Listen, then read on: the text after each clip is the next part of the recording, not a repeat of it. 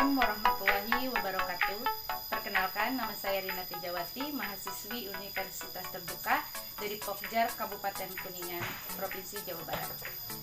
Dengan NIM 857435804. Ini saya akan memaparkan atau mempresentasikan mengenai rencana pelaksanaan pembelajaran atau RPP. Peta jaring-jaring tema. Tema 8, daerah tempat tinggalku. Subtema 1, lingkungan tempat tinggalku. Di sini saya memfokuskan pada pembelajaran IPA dan Bahasa Indonesia. Untuk pembelajaran IPA, saya mengambil KD 3.3 dengan indikator peserta didik dapat mengetahui perubahan gerak akibat gaya. Kemudian KD 4.4 dengan indikator peserta didik menghubungkan pengaruh gaya terhadap gerak. Kemudian pada pembelajaran Bahasa Indonesia, saya mengambil KD 3.9 dengan indikator peserta didik mencermati tokoh-tokoh cerita. Ya, saya mengambil KD mencermati tokoh-tokoh yang terdapat pada teks fiksi serta indikatornya yaitu peserta didik mencermati tokoh-tokoh cerita. Tujuan pembelajaran. Pertama, dengan kegiatan membaca teks cerita fiksi, peserta didik dapat menyebutkan tokoh-tokoh pada teks cerita fiksi dengan tepat. Kedua, dengan kegiatan mengamati gambar anak menarik dan mendorong ayunan, peserta didik dapat mengetahui pengertian gaya dan gerak dengan benar. Ketiga, dengan berdiskusi tentang perbedaan gaya dan gerak, peserta didik dapat menjelaskan perbedaan gaya dan gerak. Yang keempat, dengan mendorong dan menarik meja, peserta didik dapat mempraktikkan gaya dorongan dan tarikan. Yang kelima, dengan kegiatan menulis hasil percobaan mendorong dan menarik meja, peserta didik dapat menyajikan hasil percobaan tentang gaya dan gerak secara tertulis. Pembelajaran. Membaca cerita fiksi berupa dongeng, pengertian gaya dan gerak, perbedaan gaya dan gerak, mempraktikkan gaya dorongan dan tarikan dengan baik, menyajikan hasil percobaan tentang gaya dan gerak secara tertulis. Kegiatan pendahuluan. Guru memberikan salam, kemudian kelas dilanjutkan dengan berdoa, kemudian guru memberikan penguatan, guru memotivasi siswa dengan cara menyanyikan lagu Garuda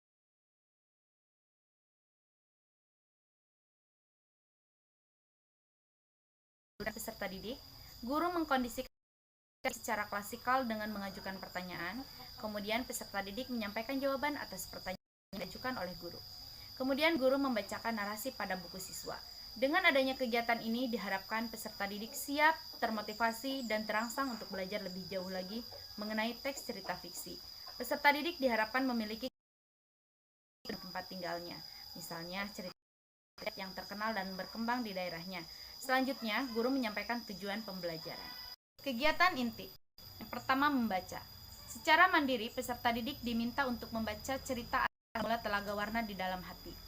Kemudian, guru memberi batasan waktu 5-10 menit kepada peserta didik untuk membaca dan memahami isi cerita.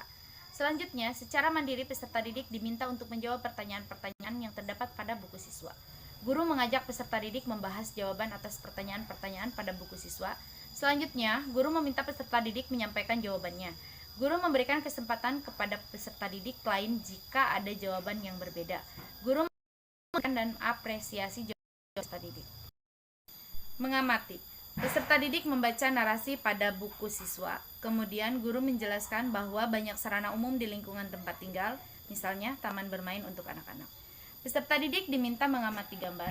Kemudian guru mengajukan pertanyaan kepada peserta didik apa yang dilakukan pada gambar tersebut. Kemudian peserta didik menjawab pertanyaan yang diajukan oleh guru sesuai hasil pengamatannya. Guru mengkonfirmasi dan mengapresiasi jawaban peserta didik meskipun jika terdapat jawaban yang nyeleneh. Guru menjelaskan kepada peserta didik bahwa yang dilakukan pada gambar tersebut merupakan tarikan dan dorongan terhadap ayunan. Tarikan dan dorongan yang diberikan Udin tersebut disebut gaya. Karena ayunan diberi gaya oleh Udin, ayunan itu pun bergerak. Kemudian peserta didik diminta membaca pengertian gaya dan gerak pada buku peserta didik. Kemudian guru memberikan kesempatan kepada peserta didik untuk melakukan tanya jawab tentang pengertian gaya dan gerak jika belum paham. Menanya. Dalam kegiatan ini, guru mengajukan pertanyaan sekitar gambar yang diamati. Kemudian peserta didik menjawab pertanyaan tersebut sesuai dengan hasil pengamatannya. Kemudian dilanjutkan dengan kegiatan mencoba. Di dalam kegiatan ini, peserta didik telah memahami pengertian gaya dan gerak. Kemudian, peserta didik diminta untuk melakukan percobaan untuk mengetahui pengaruh gaya, tarikan, dan dorongan terhadap arah gerak benda. Percobaan ini dilakukan secara berkelompok. Setiap kelompok terdiri atas 3 anak. Peserta didik melakukan percobaan menggunakan alat berupa meja. Peserta didik mengikuti langkah kegiatan pada buku peserta didik saat melakukan percobaan. Menalar. Peserta didik telah melakukan percobaan tentang gaya dan gerak. Selanjutnya, peserta didik diminta untuk menjawab pertanyaan-pertanyaan yang terdapat pada buku siswa berdasarkan hasil percobaan yang telah dilakukan. Kegiatan ini dilakukan bersama anggota kelompoknya. Kemudian, siswa diminta untuk mempresentasikannya. Setelah peserta didik melakukan percobaan tentang gaya dan gerak, peserta didik berdiskusi bersama anggota kelompoknya tentang perbedaan gaya dan gerak. Peserta didik menuliskan hasil diskusinya. Selanjutnya, peserta didik diminta mempresentasikan hasil kerja kelompoknya di depan kelompok lain. Guru memberikan kesempatan kepada kelompok lain untuk bertanya kepada kelompok yang tampil. Guru mengkonfirmasi dan mengapresiasi jawaban semua kelompok. Kegiatan penutup. Guru menutup pelajaran dengan peserta didik melakukan refleksi kegiatan pada hari ini. Kemudian, kelas ditutup dengan doa bersama. Penilaian.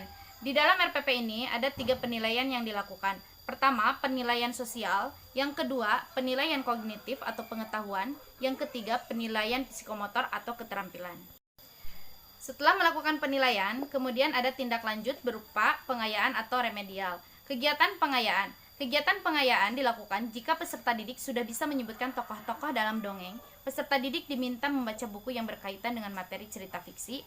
Kemudian, jika peserta didik sudah mampu membedakan gaya dan gerak, siswa diminta untuk melakukan percobaan untuk membedakan gaya dan gerak.